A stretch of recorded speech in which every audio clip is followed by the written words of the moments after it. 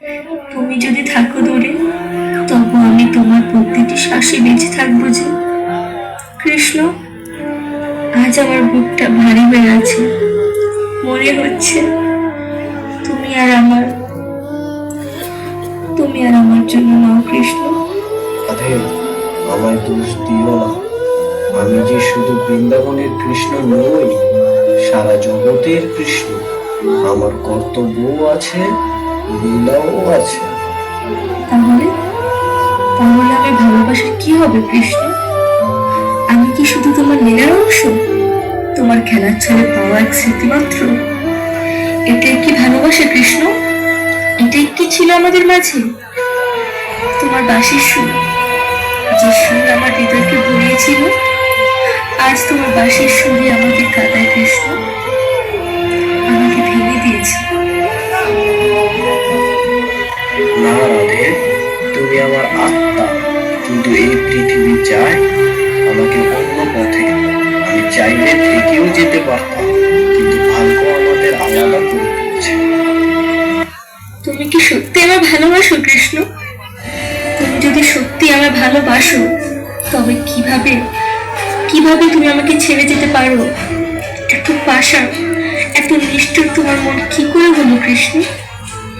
সত্যিকারের প্রেম কি এটাই? প্রেম কি শুধু এটাই বোঝায়? সত্যিকারের প্রেম কি একসাথে থাকার নাম নয়? না রাধে, সত্যিকারের প্রেম হলো ত্যাগ। তুমি আমাকে ছেড়ে অন্যের সাথে জীবন গড়লে, তবুও আমার হৃদয়ে তুমি চিরকাল থাকবে। তোমার এই ত্যাগই হবে পৃথিবীর কাছে সবচেয়ে বড় শিক্ষা। ঠিক আছে কৃষ্ণ, আমি ত্যাগ করব। সত্যিকারের ভালোবাসার মানে তো ত্যাগ। তাই তোমার সুখেই শান্তি। রাধার ত্যাগ যদি কৃষ্ণ মনে শান্তি এনে দিতে পারে, তবে কৃষ্ণের সুখী রাধার শান্তি। আমি মান অভিমান ভুলব, কিন্তু মনে রেখো, যেখানে বাঁশির সুর বাজবে সেখানে আমি ছুটে যাব, কারণ আমি আর তুমি কোনোদিন আলাদা নয় কৃষ্ণ। ভালোবাসা মানে ধরে রাখা নয়, ভালোবাসা মানে মুক্ত করে দেওয়া। রাধে, বিচ্ছেদ শুধু দেহে, আত্মায় আমরা চিরকাল এক। এই জগতে যখনই কৃষ্ণের নাম নেওয়া হবে, তার সাথে রাধাকে স্মরণ করা হবে।